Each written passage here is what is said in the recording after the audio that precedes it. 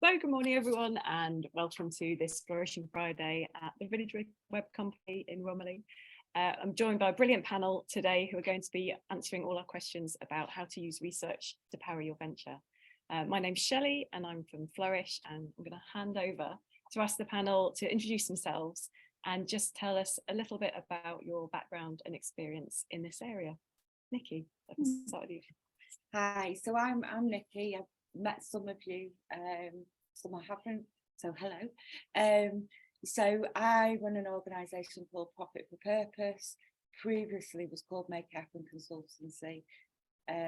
So I've been supporting social entrepreneurs for 25 years now, set up round about just over 390 social enterprises, and brought in round about £2 million from my clients. So yeah, so on a research level, so I've got a master's in social enterprise management, and I'm social entrepreneur in residence at Queen's University in Belfast and at Lancaster University, and just finished at Sheffield.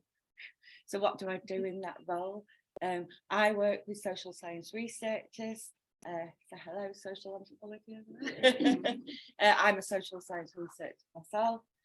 So people who do PhDs come out with something that can make a difference in society.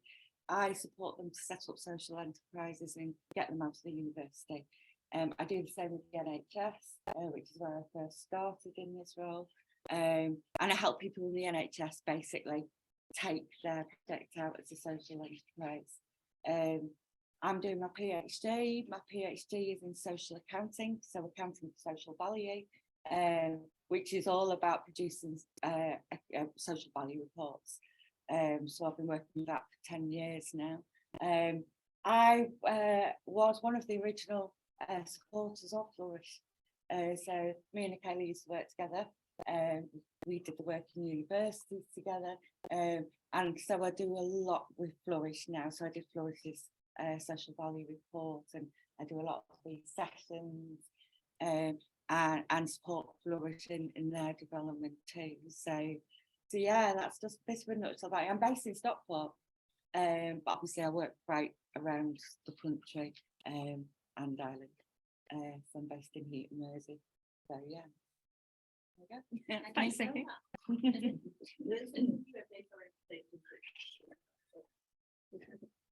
I'm Sean. I work for the Build a Business project in Greater Manchester Libraries. My background is I've been an information, digital information librarian for far too long. And what we do is we help people who are thinking or looking to start a business. We run 3 workshops covering things like intellectual property, market research, and then we do a full day with a business coach going through all the basics of business planning, business propositions, looking at your marketing and e-commerce. We also work closely with the British Libraries, business and intellectual property centres. So in Greater Manchester at the moment, we have access to over £5 million worth of databases covering everything from market research to we can do credit checks for people, and COBA, which is a full complete online business reference advisor, which is like an A to Z of starting a business. So, and that you can access all that free from the libraries. So we've run half a dozen workshops over the last 12 months in Stockport. We've got about 35 businesses started in the last 12 months, and we've got another 50 that are still on our books that are working their way through the workshops at the moment. I think we've got another couple of months until the project finishes in June, but we're hopefully going to get some more funding with a bit of luck to try and carry it on, because we have found this really is quite a need for it. As part of the VIPC stuff, we also run other workshops as well. We've done some online workshops covering things like marketing, digital. Last week we did a TikTok session, so it's all sorts of things. So, I think you've got some leaflets, haven't you, Sean? I've got some leaflets, and I've got a little bit of information as well for you, but I'll hand out in a bit. Oh, yeah. Thank you. Hi, Nicola. I'm Nicola. I know a lot of you, and I run and help to run two separate Flourishing Fridays with very similar names. So Start Point without an ing is a coffee shop in Woodley. That's quite straightforward. It's a coffee shop, university's profit, sells coffee. And then Starting Point with an ing is a training provider, and we do community stuff. We use the space of the coffee shop, and we're also commissioned to be the community delivery partner for Did You Know by Stockport Council, which is supporting people to get online with Claire and loads of other organisations. We're commissioned by other councils, Greenwich and Jarrow primarily. Have absolutely no qualifications in research, wondering why I'm sat on a black chair and I've got an A-level in maths and stats, but that was an accident. 1991, if you went to Margaret Daniels, you weren't allowed to do pure and applied maths if you were a girl. That's why I got maths and stats. That's quite handy now. So we've developed, I suppose, our own informal community-based model of research, which obviously helps us to apply for bids. And we work with a couple of universities, and we're currently working with the Young Foundation and UKRI, which is UK Research and Innovation, on trying to create more of a peer learning model as to what a community looks like. So, for example, go on to the index of deprivation, and you type in the postcode where the coffee shop in Woodley is based. We come up as the lowest 5% index of deprivation. People that live around there wouldn't recognise that as a thing. So we're working out a way to use both qualitative and quantitative data to kind of say what we think Woodley is, rather than what some of the numbers say Woodley is. Thanks. My turn then, yeah. Right, so I'm Dave Wolfgang Ferrier, I'm Operations Director for Pure Innovations. I could probably talk about Pure Innovations forever in a day, but we'll be here for the next 6 or 7 hours. It's quite chunky and there's lots of different things that happen. But in brief, I also have 0 qualifications, to be fair, so I'm glad we're in the same camp. I was also sat here thinking, I'm not even sure I probably should be sat here telling you any of this, and I probably have nothing to tell you, but I will say some stuff. My career path's quite checkered, let's be fair. From the age of about 16, 17, working in a bakery to then go to work for Sage when I bumped off school, to then 2005, taking a kind of career change, life path change, and working for Pure. Now we work to support people with learning disabilities, disabilities in general, people who are coming from mental health, or from mental health services, isolated, lonely in the communities, education, child training young people from home to school to college, internships. We do a massive piece of work like that. But our purpose and our values are driven around actually giving people better lives, better opportunities, and such. Probably why I'm sat here and why someone's got me into this, I think, is because in 2017, I was the director of operations for about 2015 onwards. I had this mad crazy idea of actually setting our own bakery up. In my past history of being a bakery manager at Sainsbury's. Now you could say, we are obviously not a profit charity, but you could say our bakery is a bit of a mini social enterprise in its own right, because it's supported and run by about 15 of our clients every single day that makes the best bread and cake, if you say so myself. That then is distributed and sold across not only Pure Innovations cafes, but lots of other cafes and organisations across Stockport and other parts of Greater Manchester. I guess the great thing about it is that we've taken this project and we've been able to pull together a group of people with a disability now. Making bread and cakes very systematic. Working with somebody with a disability will learn incredibly well, from my experience, of doing something very systematic. Started with 5 clients in 2018 when it opened. We have 15 every single day. And just to blow our own trumpet, or not my trumpet, but our client's trumpet, is that last year they won a national award, a client group won a national award in the National Charity of the Year Disability. We went to London, it's great event, and then we did this big celebration for all our clients. And what's magic is, if you walk into our bakery, every single client in the space knows that we've won. We've all got replicas of their own trophies, and they know how good they really are. For me, the best thing about the journey has been a challenge of perception. And what I wanted to do, one, what I had to win some award, we need to challenge people's perception of what can be done and achieved by somebody with disability. We've done that. And actually, since winning the award last June, our orders and sales of external catering, all that sort of stuff, it's just gone through the roof. And actually, I must have apologized for not bringing some cake because so yeah, I guess, but from our point of view, we've turned this project into its own little mini social enterprise, which is coordinated and facilitated by Pure Innovations, but actually it's run and delivered by a group of people who learn disability, some people that make up themselves to deliver something that's very unique, very special, absolutely tastes delicious. So as a research point of view, because this is the topic, to get to that, I'm probably not the greatest in the world regarding my career, but from research, I'm very much about the market, but I've just cracked it, don't stop, you make mistakes, and you ask for forgiveness, as we touched on. What I've learned though, is sometimes you have to take that step back and actually dig into what the plan is. And I've learned that on my side, being a shadow mistakes, kind of hopefully get it right. Most of it right this time. There's a group of people that are national awards. So yeah, take that take. Yeah, that's my checkered background. Thanks, Dave. So yeah, I just want my first question to the panel is just in a nutshell, how can research benefit social ventures, whether you're a social enterprise, a charity, a sole trader? What are the benefits of using social enterprise to develop your business? Using research to develop social enterprise. That's exactly what I meant. Okay. Those are the words which I intended to say. Yeah, brilliant. So I think for me, yeah, it's the whole reason why I went into do what I did. So we do in a social entrepreneurship situation, we always do something called values intelligence.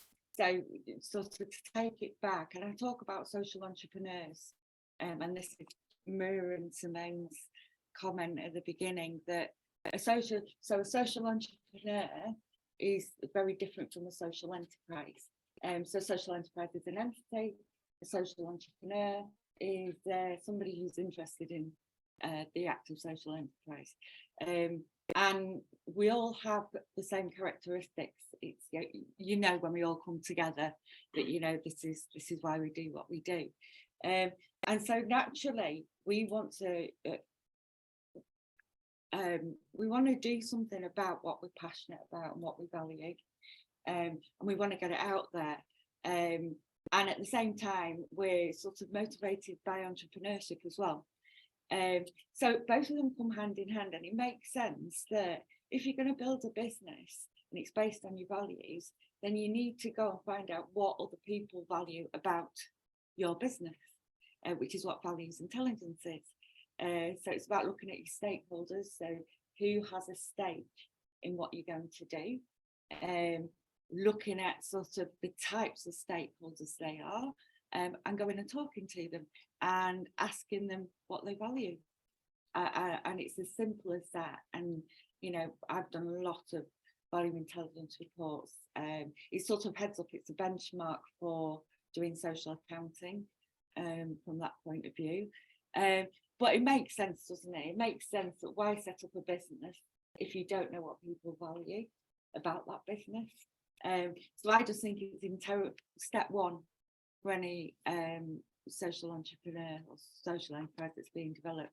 Step one that we do within the universities, we do a programme on that. It's the first thing we do with people who want to set up a social enterprise. And just very briefly, Nicci, once you've got that values intelligence, once you've found out what it is that stakeholders value about the work you're doing, how do you use that? Yeah, so you then, so once you know, so that you end up with themes coming through. So you get to a point of what we call saturation, because these themes are coming through and they become your key value messages. They become your marketing tools. So when you then use that within funding, one of the questions when you have a funding application is, how do you know people want what you're delivering? So you use it within funding applications, you use it to measure against. So, you know, you've got the key value indicators, we call them. So you can measure against, so you're actually then able to report back to those people that you've talked to that you've created value within that arena. Yeah, so it's hugely important. Success rate of funding for people who do that is around about 60% more chance of getting funding if you've done that first. Obviously, it does take time. So, and I know Nicola works in the same way because she's trained in my model for accounting for social value. And I know it's a lot of the work through Odds for All that Nicola does with early stage organisations to get them ready for that. So, thank you. And Sean, same question to you. How does research benefit, or how can it benefit social ventures? I think from our point of view is look at the research that we've got as to cost, because we don't go down the route of set up something that nobody's looking for a need for, and it's looking at what the model is and who their target market is, and then we've got access to things where we can look at the area, the demographics, and see whether that sort of falls into it, rather than setting up a business somewhere where there's actually no need for it. So it's looking at the background of that, who's the target market, or the target market in that area, and that sort of thing.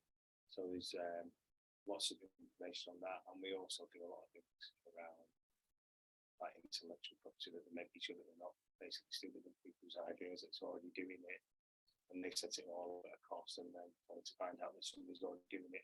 And that as well. Brilliant, thank you. Nicola.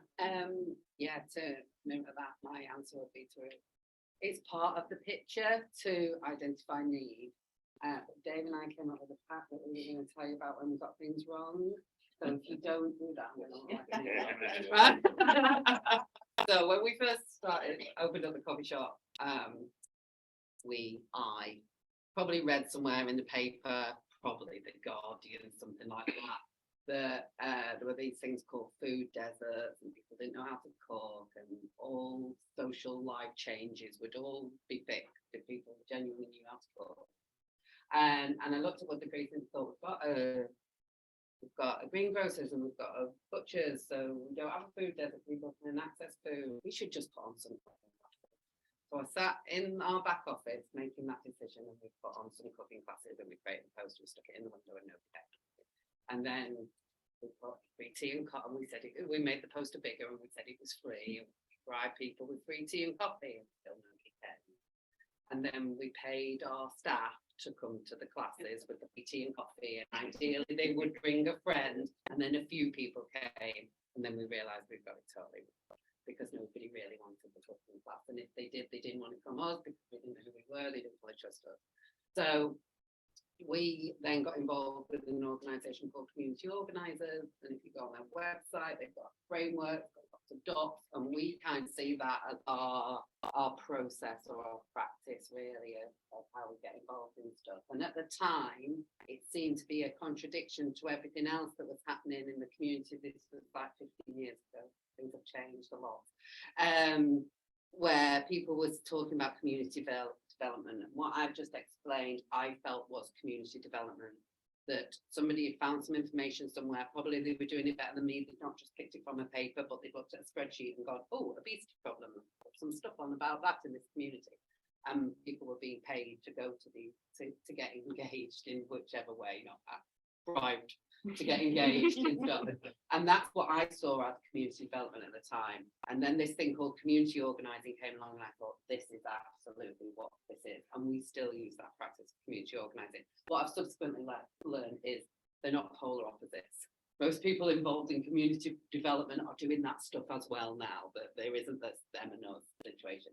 But so through that, we developed our own model of talking to people, finding out what was needed, building those relationships, building that trust, and not ignoring all the other data, but working alongside it to go, We identify that to be true, and this is our primary focus. And now we don't have to bribe people to get involved in stuff because we've established the need already. So we're not buying anything. No, but we did a long time We've ago. got people Probably. wedding cake all the time. Well, yeah, we do still that with food. Right, so I'll tell you about a really interesting moment in, I suppose, pure career when it comes to our cafes. So it's 2017. There's me and Pete who think we know better than what we already are. For what we thought we had was rubbish. And it probably was rubbish, to be very honest with you. Our biggest mistake was we ended up working in isolation, Pete and I. So we had this great ideas around our cafe in Edinburgh Park, not far from here, about changing it, making it better and all these things. Biggest mistakes that we made was we didn't engage with the current clientele or customers that we go to that place. Created this ridiculous menu with Moroccan tagine, for example, so that super food style, plus all the randoms like that. But our biggest and worst mistake was we didn't even engage with our staff team. We literally went through a massive refit, bit loads of stuff out, bit loads of stuff in, refitted it all, and we just didn't communicate. And that's probably the key to the whole thing. One, worked in isolation. Two, we just didn't communicate with anyone. It came back to haunt us because when we opened it in June or July 2017, thinking this is great, it was absolutely rubbish. As in, people hated it. Customers hated it, the menu was shocking, and we had an incredibly disengaged staff team because we'd isolated them. Yeah. Now you talk about learning, don't you, from mistakes that we make, we've learned. And then as we kind of do our other cafes, develop our other cafes, we've gone about it in the right way, which is proven to be incredibly successful because actually this year alone, and the pandemic's been incredibly damaging, hasn't it? But our park-based cafes have probably done quite well. Still be enough to do them, like still be apart from the parks and stuff. Is that to give you an example? So we took more money in Edinburgh Cafe in the month of February this year than we did across any month of 2017. Because it was shocking, and we just got it all wrong. Yeah? And what we proved by researching and communicating, having conversations with people around us, our local community, taking on the chin when we make our mistakes, and then talking about other professions, like our coffee was rubbish, so we went and seeked out this organisation called Heart and Craft. This guy started making coffee in a shed in his back garden in Edgeley. He's now one of the big anyway, big coffee house in Manchester where they will be roasting loads of stuff that's coming in from Colombia, Brazil, India, all the different places, and they distribute it everywhere. They are proper geniuses. They're always high as a kite because they're necking copy like this. You want to follow them on Instagram, you see some cracking videos. We just started having conversations with loads of people and taking their advice, which then allowed us to then implement things that way. So don't work in isolation, communicate with people. If you don't do that, trust me, you'll feel the pain.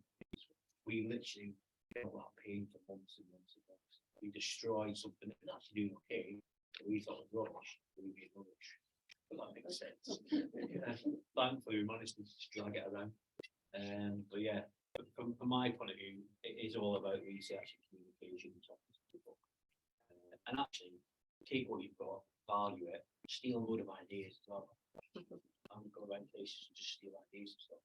You know, went to Slattery's in Ferrier and just stole a load of ideas. You know, for our bakery and stuff, for our recipes. Even how we set our building out.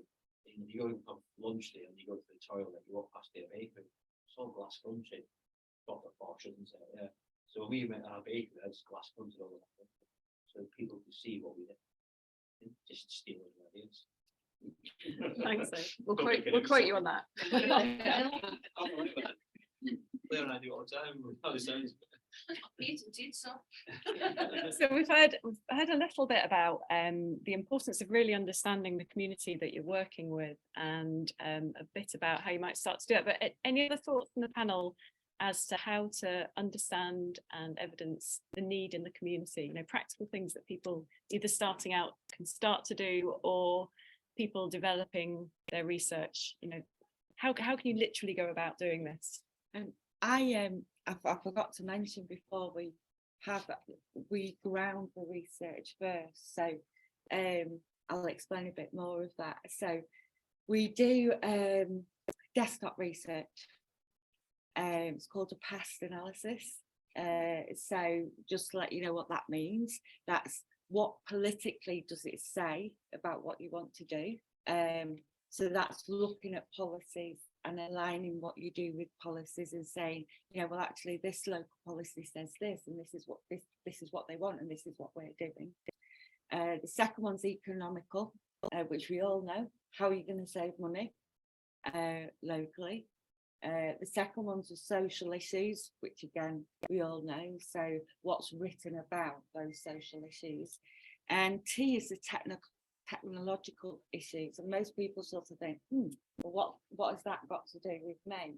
A majority of work that people do in social enterprises is online, you know, so you're also looking at what is in the online arena. What that does then is that actually says, right, okay, we've done our research, we know this is needed, we know there are gaps in the market. And it also grounds you for if you're going to talk to people, so you're not going in blind. You've actually done that research and you know what the needs are. So when you go and talk to people, you can talk about that and say to people, you know, what do you value about what we're going to do and how it can meet these areas. So I think there's also participatory research, which is going out and talking to people, as well as doing that desktop secondary research. To ground that, so you have that knowledge before you go and talk to people. So Thank you. Yeah, I think we should back that up really. We've got lots of things where you can actually come into library use of our database to actually find some of that research. You can actually go into like looking at those, all that sort of thing really, and the basic research, the desktop stuff. So, yeah. And you're available to support people through that, aren't you? People doing that, yeah. We do that through loads of different ways really. The British Library put on webinars to do all about your basic lean model startup and looking at what the need is and how you can address that need and things like that. So we do sessions on that, and we also have access to databases which can help you find that as well, which again can help out with to help. and that's like gold, just because it saves you so much time. It is, yeah. I mean, Sort of going to days on Google trying to search things. If people already know what those links are, it saves so much time. And we've got a database that we've collated over all the years of all that sort of stuff. But yeah, it's totally. It's just navigating the database, having it. Someone's holding your hand. Which are like over £1,000 report. You can come and get free ones. You can come and find all that background information out. So That's really helpful. And Nicola and Dave, any thoughts on, you know, practical steps that people, you talked a little bit about going out and talking to people. So how do you do that? How would you talk to people? I'm glad that you did the deathbed because I'll do the parties. So one thing so I don't live in Stockport. I'm born and bred Stockport. I don't live in Stockport anymore. And the community next to where I live is a big local area. So a bit like Bridlington, I would say. And I was driving through it and there were 4 people with high-vis jackets with survey written on the back. And if I could take a picture to tell you what not to do. And people are surveyed out. And for me, make things accessible. But when I'm saying so for me, what is not accessible is probably a survey monkey form. It's probably a survey, like have a conversation with people. Because you don't have a right to ask them those questions and for them to give you that information. So the respect, the dignity part, I think is really important. It's not just a one-off shot of a conversation that go back to people, because I think where those people with those lanyards with survey were is so many people, so many communities I see are surveyed out that they've answered these questions for these people who are not quite sure who they were, but they just don't feel like they could have said no. And then they don't know what happens with that information. And And this normally happens in disenfranchised communities at the best of times, and you just add into that. So don't be a part of that game, I think, is probably what I would say, and have those conversations in a way that you would want somebody to ask you that information, gather that information in a respectful, dignified way, is probably all I would say. You get better data anyway. The other thing is, if you just send out a survey on people, depending on which way your questions are loaded, you might get totally wrong answers. Yeah. You might feel like there's a real need for it, Yeah. because people, or if you ask your friends and family, and they say, "Oh yeah, that's a really good idea," but when you actually do it, there isn't actually a need for it. So. And a lot of them are just a huge list of closed questions, aren't they? Mm. And by just having 2 or 3 open questions and letting people talk, you tend to find out far more anyway. Yeah, that's the other thing I was going to say. So we tend to use 3 different methods of engagement. So it's the same question, just in a different way. So we'll do sort of one-to-one interviews, unstructured, but using the questions as a guide. So that's just chatting with people. Focus groups. So we use focus groups. And if you have to survey a lot of people, if you have to, we will do a survey, but not our first choice. It's just back it up, and that's called triangulation. So it's a triangle to make the data that you get back robust, because you're asking in different ways. If you ask questions at a focus group, you get a totally different response than if you ask them one-to-one, and if you ask them as a survey. So it's interesting how you get the results back on that. The other bit that I was just going to mention is the actual questions. The questions and how you word them are so important. So I'm just going to share a bit of a nugget, actually, that I'm sure you'll know from doing that, is that we all have different attributes in how we respond to things. Some of us are visual, so we'll see things in a vision. Some of us are audible, some of us are thinkers. So if you just think how you word a question, so if you're constantly saying to somebody, "How do you see this?" it's probably because you're a visual person. So how do you see this? If you're talking to somebody who's non-visual, you're not going to get a good answer off them. So make sure you mix that in questions. So one question you're saying, "What do you think about?" And another question is, "What do you see with this?" Another question is, "What would you do about this?" So just mix those questions so that you get the best response from the people that you're talking to. And then I'd just add to that, taking opportunities where you've got people already gathered, and we'll do a bit more of this afternoon, taking the opportunity to ask them questions. So this morning we've already tried to gather from everyone around the room why you're here, you know, what attracted you to this, and we've already got a sense of the kind of things that you're looking for when you come to this event, when you come to events like this, and that's all data. So always asking people what it is, trying to spot the patterns in need and the gaps in what's missing and what they're not currently getting. So just, yeah. Dave, did you have anything else to add there before we move on to the next one? Touch on there's a need for probably bravery, I would say. So in my opinion, people buy into people, people need people converse with people, and whatever walk of life. So I can't remember your name, but as soon as you start talking about your running club, I thought that's quite interesting, isn't it? That's this big guy, 18 still, and you're doing your running. I used to run as a youngster, but I don't do much of it now. So you buy people, don't you, to buy ideas. But you have to be brave. I'm not a fan of, and forgive me if I'm talking out of turn, of sorry monkey stuff and the question and stuff. I think it's boring. I get online stuff from money going, "Oh, your restaurants, can you give us feedback?" But I never do. Never look at the views online. I think it's subjective. What I love is human contact and human communication. So if you've got something that you want to sell or, you know, kind of demonstrate something, you make it, you demonstrate it, you get engaged, you get people engaged that buy it and want to be part of it. That would be my take. I'm not a big fan of checking stuff online and doing service online. It's not, it doesn't do. Whether it's been getting people jobs and engaging with employers, and because when you get someone with a learn to work, you actually go and visit that employer. You don't send the CVs and just get it ready. You don't send the emails and answer.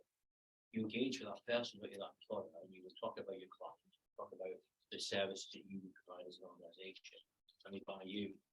One for you actually buy your client or give you a job. It's that human interaction. You put yourself out, and it's difficult. You imagine rejection, not much rejection in it. And you get to a room, what about the part of that, it's rubbish. You kind of become offended, or it bothers you, or you want to go home at night and not sleep very well.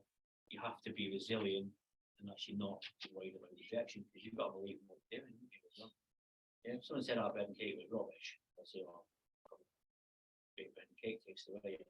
But you have to go and then maybe take that one and change the recipe, or do something different. Yeah, but it's bravery, I would say.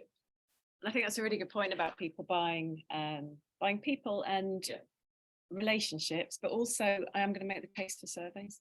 Yeah, because they do. Because they do have a place, and we always look at stories and statistics. So a story is really compelling and it's incredibly memorable, and it's kind of falls into the relationship category. It has its absolute role. In terms of the statistical side of things, if you're a budget holder, which in the future many of you will be selling to budget holders, they need the reassurance that the service you deliver is unfortunately ticking some of their boxes, because they have goals to achieve. So SurveyMonkey or Google Forms or whatever it is, but carrying out a quantitative survey, which is the numbers stuff, the statistics, is a really vital tool in your belt in order to start getting in some of those contracts, so people can see the impact that you'll make, which is the next question we're coming on to. So it's both, and both have their role, and both are equally important, and you really should be starting to think about doing both of them if you want to be starting to get contracts, getting some of those bigger funds. They'd like to see some numbers. Unfortunately, 90% of the people who attend our services, it definitely has its role, which leads me on to my next question, which is about measuring. Sorry, yeah, Nicola, of just course. Just say one thing before we move on. Obviously, I'm fortunate that we've got a staff team now, but I make our staff team create reflection diaries, because we're not all natural reflectors. And just on the point that you said about the data, I can't believe this is being videoed and I'm about to say it. I know 50% of our female staff team haven't bought a new bra in the last 12 months. I did not ask them that as a survey. We had a conversation. We all went to buy bras on Wednesday. That's why I know this. And but all that information that we're constantly taking away, I think it's so easy to forget it. So that's why, and I'm not a natural reflector, so I have to make myself do it. And we just answer the simple question of what do we know today that we didn't know yesterday, and what conversations have we had. And actually, by them having that written down and going back, you can actually get some of that quantitative data as well, because people are telling you information. It's just not all in a spreadsheet. You can put it into the spreadsheet. I was just going to add to that and say that's why I talk about triangulation, doing different types, because if you just do statistic stuff, and we know this because we do that with Flourish, we do the mixture. So it's great to have the statistics, but we're left going, and so what? We're just talking about 90% of people attended this, 80% of people thought this. We're not actually saying, and this is the impact and this is the value that's made. So being able to sort of balance the qualitative and the quantitative stuff and stories is so important. And also it depends who you're talking to, because we all for me, I'm a stories person. So I like to read stories. I'm not at all, I have to be a statistic person, but I don't like it. I'm not going to go, oh yeah, that statistic really makes me feel good. It's the stories for me. But a commissioner or a funders sort of sit in the middle. But a commissioner is going to look at the figures. They're not going to look at the stories really. They're just looking at the figures. So you have to be good at both, really. And some of us, we will sit on both sides, you know. I can imagine with us being social entrepreneurs, we're probably motivated by stories. So the big, apart from Morag, of course, with the figures. I do know from Morag that even though it is figures, it's still very much around the stories. So yeah. So yeah, so it's an interesting one. So you know, it's a learning curve for us to sort of adapt our heads to those both sides of the both all the edges of the triangle.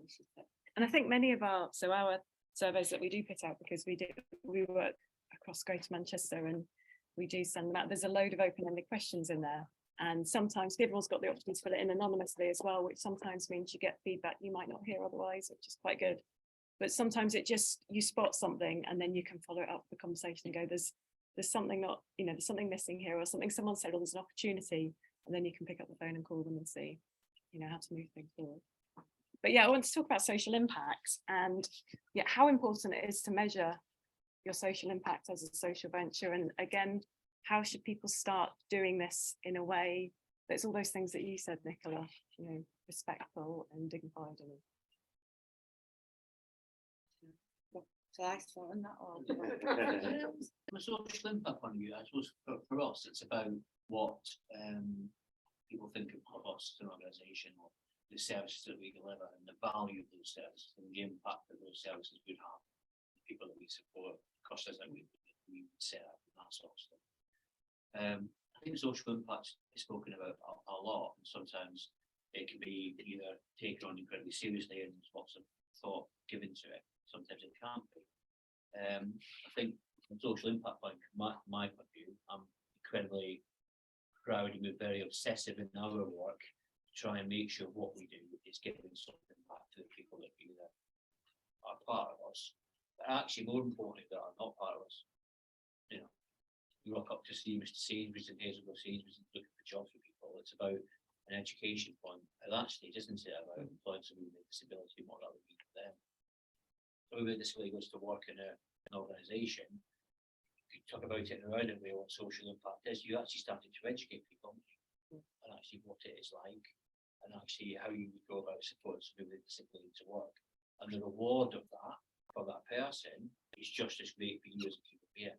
Yeah. So I'm probably a walking example of that, as in 2004 as a bakery manager. Never met anybody with a disability in my entire life. You know, I've got no education in adult social care, or any of that information or education at all. What I've learned in my career from 2005 onwards, if you've got something in here, and you've got something up here, and you've got an open mind, you can learn what you need to learn to engage with different people from different backgrounds. Yeah? I genuinely have, and I still don't have any interest in the definition of disability. Couldn't really care less to do that. What matters to me is you communicate with people, find out what their disability is, but more important, work out what abilities are. And that's the bit that goes. Kind of social return, social value point of view, you can then educate and empower other people to think about it that way. Then it's a big tick, isn't it? Because in society, people's mindsets change. Same with the bakery. My biggest thing in the bakery was we're going to change perception. What can be achieved by somebody with disability? We've got done.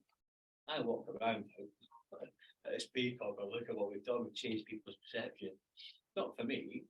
Those people have made that stuff, and that for me is my take on like social value, social changing mindsets. Can I just make a comment on that? Because you're saying it's made a difference to the people that have done it. But as you just said, it's not just the people that have done it. It's actually potentially has an effect on everybody that potentially could have been them. So everybody with a disability will now be looked at, hopefully, differently because they've seen that capability in another disabled person. So why would it not be in this person? And therefore it makes a difference to other people's lives as well. Yeah. But it's very much based. When you think about disability, remember they come from the outside. Yeah. It's very important when you talk about disability. Absolutely, yeah. It's about people, isn't it? It's about understanding what that person's disability is from my point of view. What can we do bring your abilities out and actually give you the best possible chance to be. Yeah, it's more about that, what that person perceives as a, let's not use the word disability, as a disadvantage for them at that point of time, but you're looking instead at the disadvantage, the advantages they have in using it. Yeah. But a lot of my impression is that a lot of ways that we talk about the research and the social impact, that's definitely where the stories come in, don't you think? Because it's kind of, you were very much talking about feelings and perceptions, and all that isn't numbers. No. That's story, There's different so in terms of social accounting methodology, as we call it, their framework, so there's 120,000 of them in the UK now. Also, we call that's social impact, not social value. Social impact monitoring evaluation systems.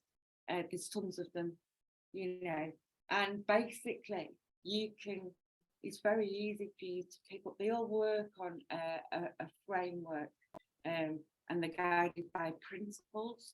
And so it's easy to pull those off and sort of follow them and work out, So when I do social accounts, I direct them to 4 different areas. So one area is it's under social accounting and auditing, which is stories. So one area we produce stories. The other area is social return on investment, which is totally more around figures. So that says for every £1 you invest into this social enterprise, it's worth £8-9 worth of social return on investment.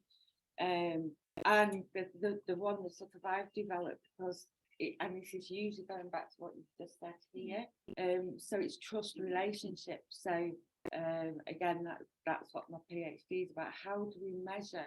Fascinates me, having worked in this sector for so long. It for me, it's like, how do we capture that magic? It's been my whole life work. How do we capture that magic, and how do we tell people what that? How do we quantify it? So one in all the research that I've done around this is the thing that causes the magic is that trust. It all comes back down to trust, and that's about relationships. So how can a social enterprise make more of an impact because of the trust that's built between that social organisation and the people who engage with it? So again, Mark's quite right, it's not just about the end user, it's actually about all stakeholders. So it's anybody, So as a result of daily working with people who are less able, what effect has that had on their life? What's it had on services? What's it had on their families?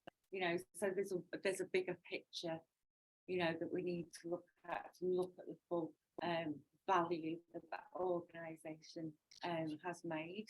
it's also what you want to be putting, potentially if you're doing funding bids or whatever. Exactly. You kind of want to put all of that in potentially, because that is the full effect. Yeah, and there's a thing as well between. So we talk about, we're very much an outcomes-based world at the moment. So National Lottery are huge for this. It's all outcomes-based. What are the outcomes? So you're ticking boxes, and you're still left going, and so we've got more clever about talking about social impact. So what's the impact of that outcome on those individuals that have experienced it? Yeah, but we're still going, and what we want to know is what's the value of the impact. So yes, you've made an impact, but what value has that brought to society? And so we need to take it that other level to understand the value. So there's 3 questions you can ask that I use very, very simply. First of all, ask a direct question: what do you value about X? So let's take the breath. What do you value about this loaf of bread? Yeah. The second question, because most people struggle to answer that first question, you would say, what has changed as a result of you eating that bread? So what has changed for you? What's changed for your community? What has changed for the people around you? And then from that, as a result of that change, what are you doing differently? Then you understand the value of the work that you've done. sort of look, it's called the theory of change. In theory, what has changed? So you can do a very, very simple social account just by asking those 3 questions. Can you just say that first question again? Yeah. So where are we? So what are you doing differently as a result of that change? So somebody may say to you, well, actually, yeah, I've not been to the doctors as much. Now, if we're going to put that in monetary terms, we know that a doctor's visit is £30 a visit. So there you've got your financial value, you know. So yeah, it's about working out what has changed in that journey that you've taken with people. But of course, those are the bits that are really, really difficult to describe, explain, quantify, Yeah, etc., etc. which is why your questions are really important. Precisely. Yeah, because you know it's so you have to sort of go so many different ways to get that out of people. So the best way is to ask the people who have been affected. So I'd be interested to know, Dave and oh no, I was going to say Dave or Nicola, whether you what you ask of I was just your thinking about what beneficiaries. Nick was saying, and what we found is communicating in a way that's relevant to our sector. So a little bit humble is always a good idea, because what not so much with commissioners, but definitely with funders, I think they get it now. But so an example we would have is a chap's just left prison. He's referred to us from the GP practice that he has no digital skills. We work with him, he gets digital skills, we create his CV, kind of gets to know some people in the class, he realises people are all right, he's got some confidence, and he gets a job. There's a tool called the Hack tool that that's housing association, so Stockport Homes has got it, and you could bank his data in, like his postcode, and if he's in SK5, the actual cost that comes out will be more than if it was SK wherever Bramall is. And anyway, so the Hack tool will give you a figure of how much that has saved the social value or whatever it is. And as I said, if he's in a more deprived community, it will be a bigger figure. But we sit there and go, it wasn't just us that did that. That the GP had a role to play there, the job centre had a role to play there. And sometimes it's really difficult because you get so wrapped up, and we're also value led. We get so wrapped up in this success that you go, oh my God, we've changed his life. But it wasn't just us that changed his life. And you see it a lot on social media, and I have actually had pushback from the lottery on an evaluation report once because of this, that we claimed complete responsibility for that, and it wasn't just us. So that would be the only thing I would add, is that humility angle to what we do. So the social return on investment model, so I was involved in writing that. Oh, did you? Yeah, back in there. Yes, with Department of Health, obviously, Right. mentioned it. So clever. And it's really a biggest, that's the whole of my argument about social accounting. Right. Because of that, I'm not a great fan of SROI, even though Right. it's involved with. So yeah, so in our questionnaire, we have a rating that basically says how please rate 0 to 10 how X was influential in you making this difference. Yeah, and then we ask again after that, we say, have you had any contact with any other organisations that might? Because so I built my model after doing the SROI because I was so critical about it, critical about things. And those calculators, so you can go online and you can get social value calculators. You put something in it, it'll give you a figure. They are so dangerous because it depends on the circumstances of that person. What's more important is the actual questioning bit and asking those 3 questions and getting an honest answer. Because like you said, if you just put in a few figures and it said, oh yeah, this person, we are humans. We don't react in that way. So my big thing around social accounting and social value is in the eyes of the beholder. It's in the eyes of the individual. It's not a mass thing. We will all experience things differently. So relying on, and that's actually one of the problems that with the Public Service and Social Value Act, which requires anybody who has a local authority contract to report their social value. So everybody and corporate companies are going to these databases, comes out with a figure and they think they've done it. And it's a huge problem going forward. We're the experts in knowing what the value is of what we do, you know, and so, yeah, we need to influence that instead of people coming up and saying, yeah, you know, for every pound invested, we've made £28 worth of value. So we used to pass all the social return on investment reports that came through. And I had one once from the Housing Association. They claim for every pound that you put in, we make £28 of return. It was based on double glazing. Now, if we'd have passed that, that would have been all over the Housing Association's website. It was based on double glazing. So you can see there how dangerous it can become. And for us as a sector, it's not fair, you know, because, you know, we do these things and we need to shout about them. We need to tell people that this is the value we have. So I'll get from soapbox. So in terms of practical things that people around the room can do to measure their social impact, what would you recommend?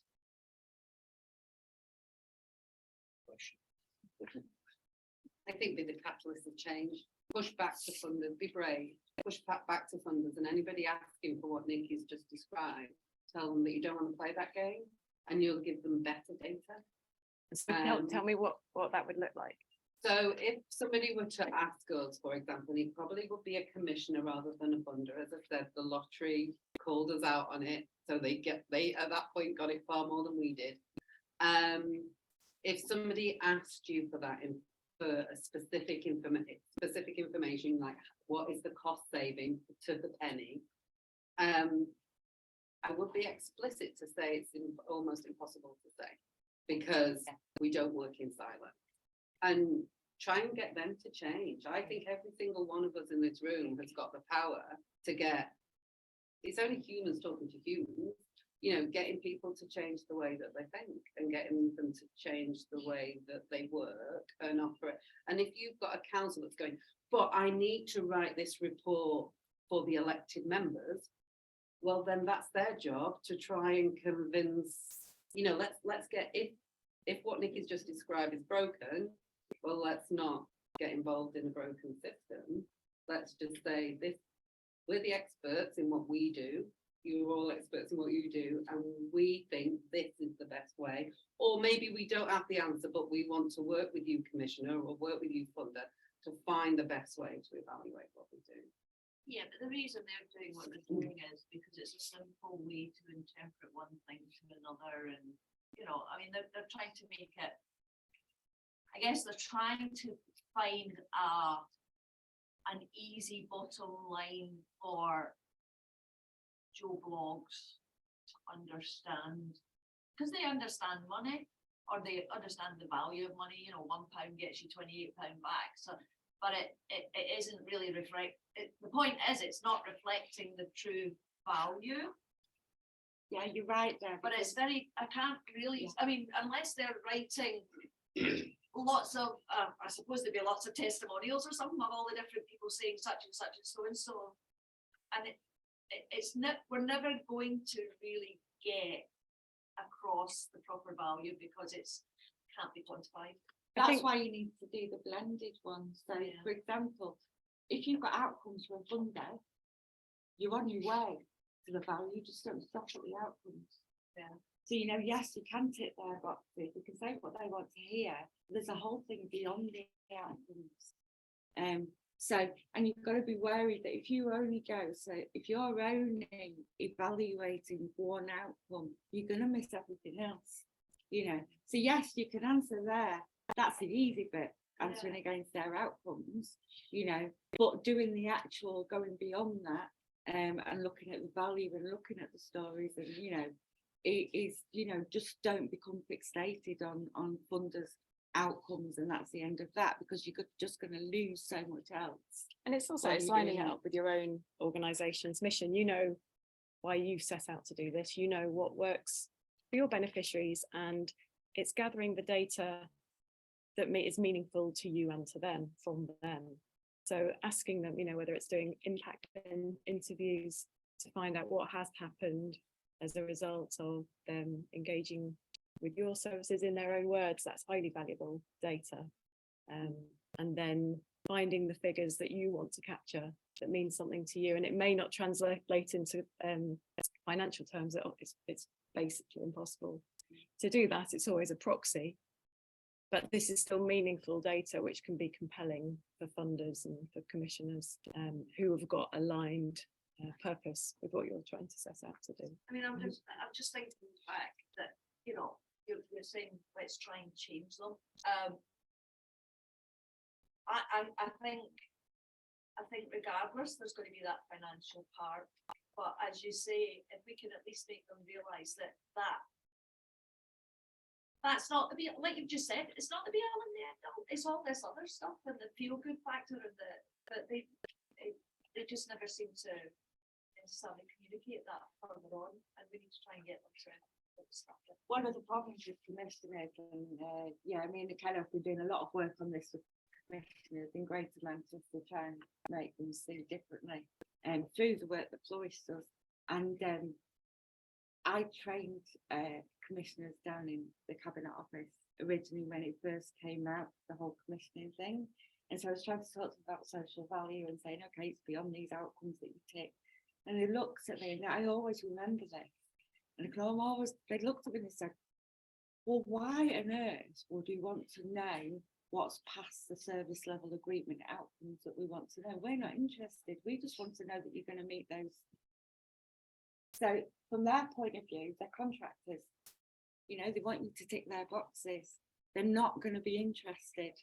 And yes, we have, like I say, the Public Services Social Value Act that says that we've got to report our social value now. But they still see social value as a tick box, because what they've done is converted it. It's a Greater Manchester. There's several sorts of tick boxes. One of them is around employing people. One of them is around carbon footprint. One of them is around local economy. They've managed to convert it into those tick boxes. So they're always going to do that. To me, it's up to us to inform them, the what else thing. So we're always going to have to tick boxes.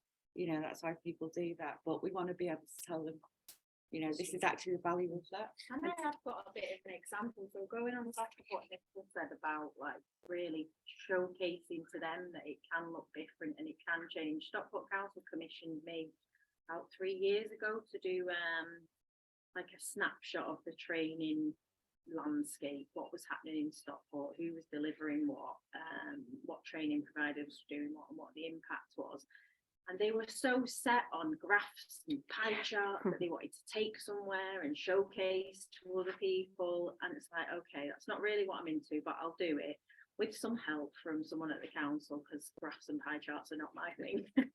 I'm great at talking to people and I'm great at doing the story side. So together we did it. And yes, they did present all that graphs and pie charts, but I think that even though they didn't think that they wanted the main bit that I was adding, which was these are the gaps, these are the stories, these are the recommendations for what we think's missing and what we think you need to be focusing on. And they came back to me briefly after and said, we've used those graphs and pie charts everywhere and they're great, but actually we're really working on the recommendations and we're really looking at that story stuff. And we've got this going on the back of that. And they didn't even know they wanted that when I did it. They wanted the pie charts, they wanted who's doing what and how many people are we reaching. That's what they thought they wanted. But then when they got the other information, they were like, actually this is useful. I think if you choose to add it on as well, it's okay, so we're giving you what we want, what you think you want, but here's this other stuff. I think it becomes a lot richer, and it does help to change that hearts and minds stuff that we're talking about. Yeah. But it's a little bit, I'm equating it to account, sorry. But basically, the numbers are historic. The recommendations are talking about how you can change things. And surely that's, like you say, that's the important bit. How can you go forward and change it? This is what needs changing. do something about it. And the problem with the numbers, with feedback from all sides, they change so quickly. And it is literally a snapshot in time. So if that's all you look at, that's out of date in 6 months' time. It's totally changed. Training providers have gone bust. They've stopped delivering that thing. Those people are not going to that course anymore. So it is very much only a very small part of it. If that's all you focus on is your numbers. But we definitely think, I mean, we've got definitely some commissioners who ask for case studies as part of our evaluation. I'm sure you have as well. So there's that adage, isn't there? Whatever gets measured gets managed. But yeah, providing that stuff to people who don't necessarily ask for it can show them there's a bit more richness to how you're trying to measure things and so on. But this afternoon, we're going to do some interactive activities between Simone and I to look at ways you can start to capture some of this stuff to measure your own social impact. We've got a few more questions for the panel first. I'd like to look at, I see Nicola looking at her watch. No, LinkedIn. Oh, It's LinkedIn. so cool, aren't I? I never go on LinkedIn. Did you just see that? Look at me, social entrepreneur. Digital social entrepreneur. I know. It'll be like, you've not logged in for 10 years. Your account's about to be disabled. So yeah, we just wanted to find out a bit more about the something that Sean's touched on already, kind of the customer research, the market research, how you can use that to grow your market, to look at the enterprise side of things, to build a customer base. And I'll start with you, Sean, because I think this is one of your areas. Yeah, I mean, I think, like you say, it is researching your market and looking at what it is you're doing. I mean, depending on, everybody's doing so many different things, and you know, and like Simone just said then about training providers, I mean, we run different trainings on all different things, and hopefully there'll be something that will touch on somebody's there, so that you can find something that we do that you can come in and be, oh, right, that's it, now I can look at, this is my target market, and this is who I'm aiming at, and this is what I'm hoping to provide. And it's just looking at that, I suppose that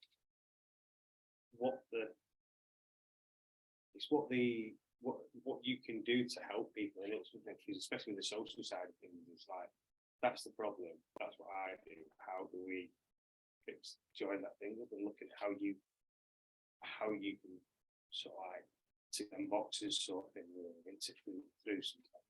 We do some stuff around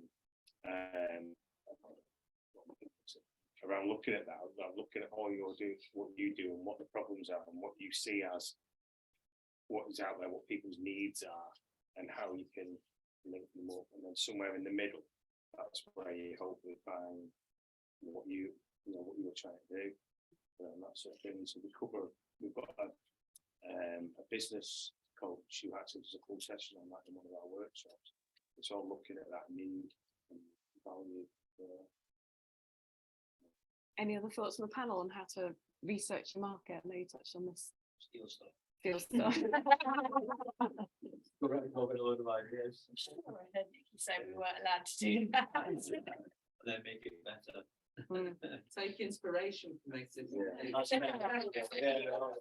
You should be sat here, not me. I think that's the thing.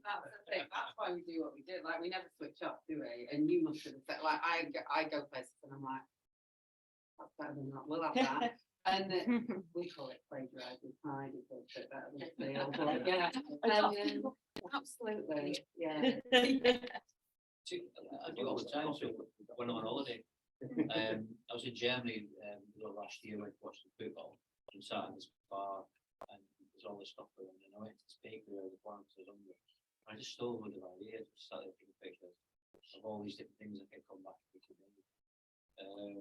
And then do you have do you then ask like the staff and the community what they think of all your ideas, and just launch them? Yeah, no, we'll make stuff. Yeah. And then get people to try it. Like this, you know, the hazelnut stuff we were talking about earlier. We've made a load of those, just shared them all out. Walked outside the taxi ran and said, "Do you want to try some of these?" Can you let us know when you're doing that? Just shared it around. We do it like you're at some of our team meetings or like our training sessions. We'll make stuff in the bakery, just drop them off, just sample them and tell us what you think. For us, that's probably the best to get engaged. You get honest feedback, or absolutely rubbish, or actually quite like that. Yeah. Yeah, one chap who was looking at starting a business, and he was wanting to do skiing trips for Muslims. He said because they've got walking groups where everything's set out for them, they go in there, you know, you've got a prayer room, the food's all halal, blah, blah, blah. But nobody does the skiing trips, and I want to do skiing trips. So I thought, yeah, fair enough. But he went out then and he went to the mosques and he was testing people and asking people. And at the end, he came back and nobody wanted it. So he could have spent a load of money setting his business up. And actually, nobody wanted it. That's why there's a reason why. Yeah. You know, it's just testing that into That's why it's about value. That's what values intelligence Yeah. is. So we use so the first sort of workshop that we do around that is we use a social business model canvas. So I'm sure you've all had those shown. Yeah. And this is a social enterprise business model canvas, which is completely different. So it's based on mapping your stakeholders, who those stakeholders are, and what you perceive the value is. So you come up with social value propositions, and then you go out and test them, test that perception. And by doing that, I have had people come back and say, completely change their business model. And it's been a real, just by doing that exercise and then thinking about what value, what their value proposition are to the people who want to stay, they've gone, oh, we've got it all wrong, you know, just think about it without even testing it. So that's a good thing to do, is that social business model canvas, you know. And I know certainly myself and the heads with Flourish Profit for Purpose and Flourishing, Adrian Ashton, who's another one of our group, we're going to be launching workshops, these workshops, sort of over the next maybe about 6 months, aren't we? And that's certainly one probably that I'll put in there to deliver that social business model canvas. So, you know, that can help people do that pre-validation to feel it, you know. Otherwise, you have, and I think, you know, and I'm not saying I've done it myself. I've run a social enterprise, you know, I've run projects, I've done it all myself, and you know, put a lot of effort into something that at the end of it, you know, people go, I don't really want that. And you think, oh, you know, there's so much to be said for doing the planning stuff, because, you know, what, instead of scattering seeds, you know, you want to be planting stuff exactly where it needs to be. So. I think you can go another way as well, where it's, for instance, with my group, initially I said to you know, just give a platform for self-employed women, especially with lockdown. Yeah, I adapted the group a bit because of comments that's it. Things like, you know, a few people said on Zooms, you know, help me get through the feeling of loneliness. Yeah. And so through that over the past couple of years, change the questions for when people join up. I've got to choose 3 questions, not just are you thinking of yourself or by yourself. Do you want to know about activities and events? That's the feedback I'm getting. We join up to find out. And do you want to make friends as well? So instead of the group being just, I said to all these initial courses for self-employed women to promote their business, it's now like this resource for people to make friends and see what's happening. Values intelligence is a business group. It's not, I mean, it can be used in so many different ways. I say it's the same as doing market. It's market analysis, but obviously tweaked for social enterprise. It's about what people value, their values and what they value. And you know, it's a tool that, you know, it causes continuous improvement because you learn from it. You know, the amount of times I've done this and I've been like, really? Because you just don't know. You only know what you know, don't you? I think it's actually quite rare that a social venture ends up doing exactly what they thought they'd set out. I mean, we've heard examples here. What you think you're setting out to do, it changes as you learn more about what's needed and what the opportunities are. So things just do naturally evolve. It's, you know, this test and learn, you know, see what happens and then shape things as they go. It's having that open. Yeah, you do, but the other thing I was going to say about this kind of initial what did you call it, pre-validation testing, it's really useful. So if you are thinking about piloting, whether it's a completely new product or service or whatever it is you're thinking about testing out, you've done a bit of the pre-work, you've done a bit of talking to as many people as you can to see if there's a need, actually what they do want, that gets tucked into your funding bids. You can then tell people, we've spoken to the community, we've held focus groups, we've spoken to people, this is what they've told us. And that means your funding bids are more likely to be successful, and you've done a bit of pre-recruitment for whatever it is that you're launching by the time you come to launch it as well. And you probably sold it. Well, the biggest thing that I find in this sector is once you talk about it and tell people what you're doing as a way of doing that value intelligence work, you sell it while you're doing that. You've done some, it's an incredible process to do that. So yeah, I think it's just probably the most key thing. And funders, there are funders out there that will give you funding to do all of that. So you can put funding bids in to do that values intelligence work. So you know, if you, like I say, in terms of the Flourish, know where to go for that, and you know, it's the majority of the funding bids that I do is that people can do that values intelligence work, because they want to, you know, they have changed. They used to hate doing that, but the fact is, they now know that actually it's better for you to do that, you know, than go on and deliver a project or deliver a service that doesn't meet the needs of the people you're delivering it for.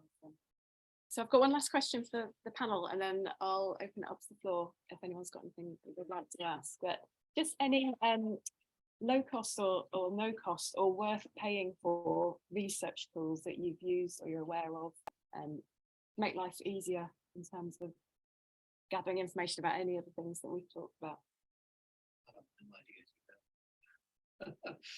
Well, we got these questions beforehand, and I thought about it and thought there are a few, like mentioned, hacks and deprivation, that sort of thing.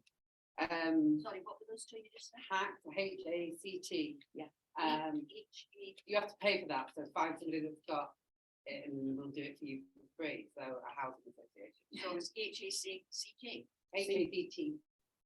Does the library Can I just do a disclaimer on this? No. Again, it's one of those frameworks that's designed for housing associations, you know, so just be a bit wary about that in that It's sense. just that, you know, I just gather information for clients as well. So.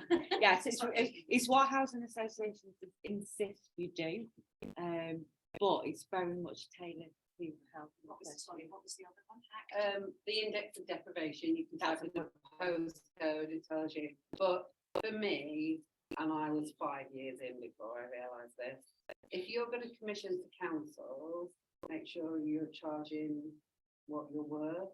And every council that commission or give money out over £500 have to open source that information. Stockport Council actually are really good at doing it. You've already got to send me data. So if you're going in for something, find out who your competitors are and how much they're charging. Because way too long, I thought we were brilliant just in that we were cheap. So for me, that's the biggest research tool, is work out what your rate is. That's really useful. We haven't touched on that. Thank you. I think for us, we've got a range of tools depending on what you're looking for. I mean, we've got access to things like Grant Finder, so if you're looking for grants and funding, that's available free in the libraries. You can go in there and have a look at that and looking for grants and funding. We also have local data online, which gives you demographics of areas as well. So if you're looking at targeting a certain group, you can check whether that's the sort of area that you're looking at. There's other things like Credit Safe, if you wanted to do, if you were looking to buy into something or buy something off somebody, you can actually do a credit check on the company first before you start spending a lot of money, and seeing what their credit references are like and what their payments are like to make sure that you can get paid and things like that. And we also have other access to things like Cobra, which gives you all sorts of fact sheets and different information on that, so you can check who the governing bodies are and things like that beforehand. Look through that, and that's all free. I mean, I'm feeling really stupid at the moment, because it's like I'm thinking, the library, of course. Yeah. And after lunch, Sean's going to do a quick. What we overview used to of, do. but Yeah. now we use Google, but yeah. And we've changed as well, because you could do Google, but you can do it online with us as well, so you don't have to Exactly, come but into you the also, library. you also have the skills to point us in the direction rather than us wasting time kind of going, is Yeah. that right, mate? No, come on. And also Is that getting team what big? Google served you. You are. Also getting what Google serves you, because if you've got, it's like there's a joke about sort of like, if you feel ill, don't Google your symptoms, because all you're finding out is which illnesses. I've got the best search engine optimization. Essentially, Google is just a big system. Yeah. Stuff goes in, Google uses what it knows about you, and then it spits out what it thinks is going to be useful. It's not necessarily the best thing. Actual librarian skills, wildly underrated for all the stuff that they do. I've just spotted, we've been joined, I wasn't sure if Rob was joining us, from a team of Statisticians for Society, who Tina's doing some work with. I'm just going to let him in and introduce him briefly. He was just going to give us a quick overview of their services. So bear with me a second. While you're doing that, I'll just talk about, because one thing we didn't talk about was the system that you use to collect that data. You know, so how do you get all of that stuff in? So I use a system called Asana, which is a project management tool. It's free. Asana. Asana, A-N-A. I'll send the link over to Shelley. And it's traditionally a project management tool, so you can set tasks and things like that. But I find it absolutely brilliant for recording what people have said. So you can put comments under sort of tasks, so you can record sort of those anecdotal things in one place, so that when you bring it up, it's all there under one. So I use Asana to track that data. Thanks, Vicky. Rob, hi. I see you've joined us. I wasn't sure if you were coming today. It's great to have you. So Hi. welcome to the session. I'm just going to change this to speaker view so the group can see you. So I've explained to the group that you're from Statisticians for Society, and I think you're already working with one of our beneficiaries here. Yeah, if you could just give us a very brief overview to your services and how people might like to work with you. And any questions before you get going? No, I got some slides. You want the slideshow? How long? We've only got about 5 minutes. Is that okay? Yeah, I can blast through it in 5, definitely. Fantastic. Right, I'll turn you around to face the room. Oh. Hey guys. Cool. So hopefully you can see my computer. I'm going to give a brief overview of Statisticians for Society. Given it's 5 minutes, I'm going to speak fairly quick, so we'll have some time for questions if you've got questions. So I'm Dr. Rob Mastrodomenico. I am the chair of Statisticians for Society. I do not work for the RSS. I am a data scientist by trade and do this as a volunteer. I'm going to explain how the initiative is set up, what it does, and how it can work with you. So broadly, the aim is to connect small charitable organizations with professional statisticians. So essentially getting you access to really good people who can do stuff with data. And it's going to give you that kind of ability to meet your data needs, something that you might want to do, a project, something that you've always thought could be useful, but you've never had either the time or the money to want to do. And it was set up by the RSS to essentially, it was a member benefit. So it's for the members, but really it's a benefit to charities as well, in terms of allowing people who are members of the RSS, so reputable statisticians, data scientists, to give their time and skills for good causes, which are the work that you guys will be doing in your charities. Who can request support? So any third sector organization, charity, social enterprise, community interest group. We look to try and work with you regardless of, if you come to us and you're not sure if you fit the criteria, we'll assess it for you. You don't have to make that decision. You just have to have a need and a want to kind of use what we've got. And you have to be based in the UK and an annual income of less than 1 million. So it's smaller charities we're looking to help, those who can't really help themselves. So we provide support to use data for kind of evidence for decision making. So it could be funding, applications, it could be anything within your charity. The kind of scope of the projects we do are much wider than I think people would probably understand. And in doing this, we connect you up with a or a number of statisticians. So for you as a charity, it helps you to kind of grow your network. So what we find a lot of the time with the work that we do is at the end of it, you may continue working with that statistician, because we will try and match you up with somebody who has an interest broadly in what you're doing. So the point is they care about what you're doing. So if they care, it's going to be for better work, and you might want to do more stuff afterwards. And we're funded by the lottery, so it's free. You know, there's loads. That is the real big kicker. If I was to kind of go through the kind of money that you'd have to pay for some of these people to come in as consultants, it would blow your mind. And you're getting this for free. And some of the people who've done this, you know, all our members are of a very good standard in terms of if they're part of the RSS, and we assess who's ever going to do your kind of work internally. We have a really good process around that.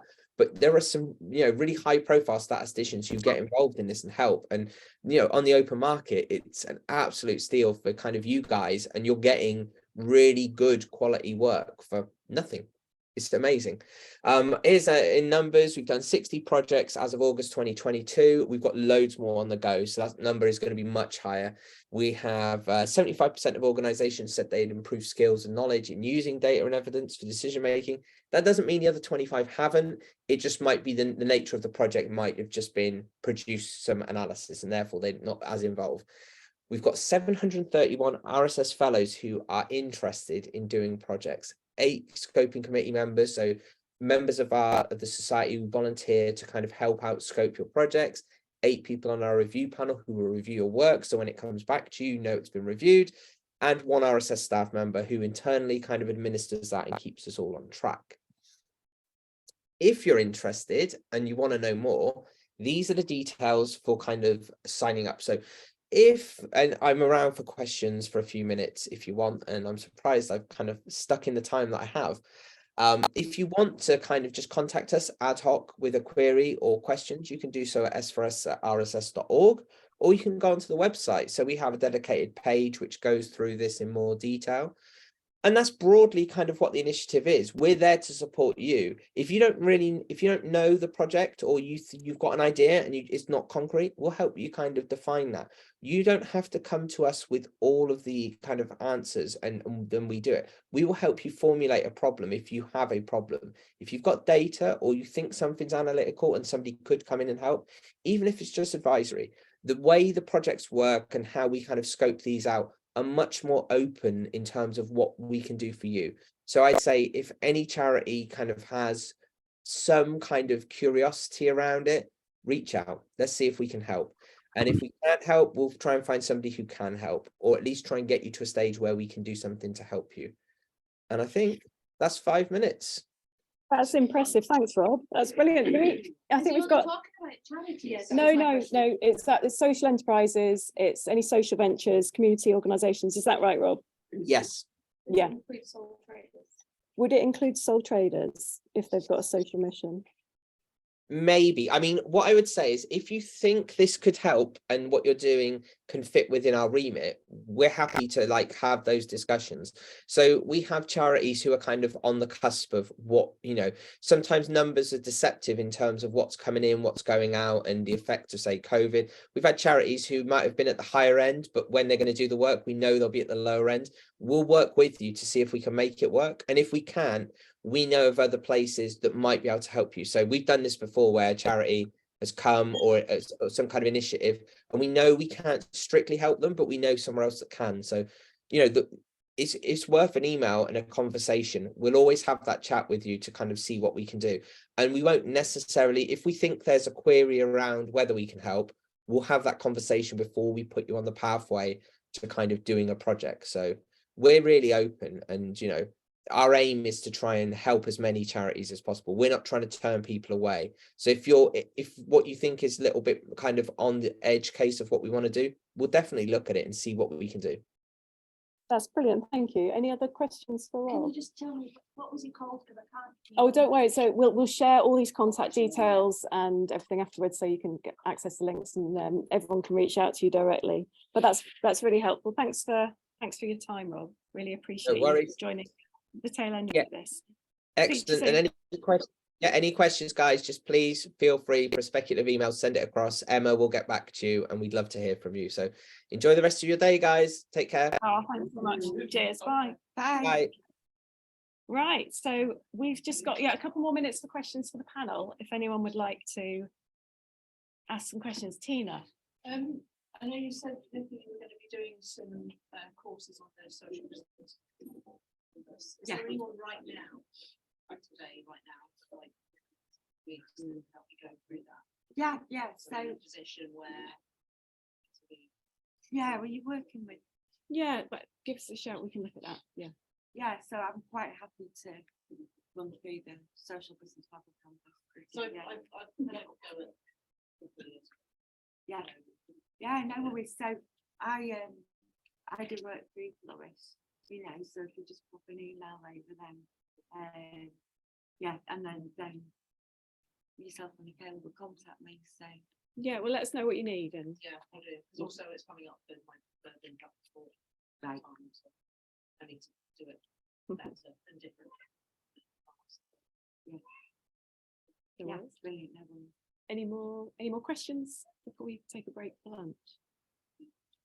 Not got a question, but I've got something to add about. So Sean and I, through the Proper Good Stuff, are doing drop-ins at the library.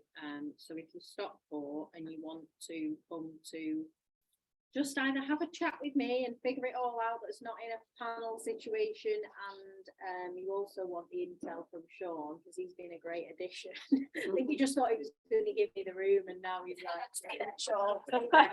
And also now it's a warm space for a little bit. We get rooms. Don't know how long that lasts for, but I bring better biscuits than the library though. That's a chocolate or anything. That's a bold claim. So the next one is Wednesday, isn't it? Wednesday, Is it the 8th? Yeah, so we're there in the morning from 9:30 till 12:30, because sometimes, obviously one-to-one, I can only talk to one person at a time, but the lovely Rachel also attends, so she can support, and Sean's there. So that's a good point to see us if you just want to see us on our own. Brilliant, thanks so much. Oh, brilliant. So I'd just like to take this opportunity to say thank you very much for a brilliant panel, for all their insights. That was really, really useful and interesting. So thanks for joining us.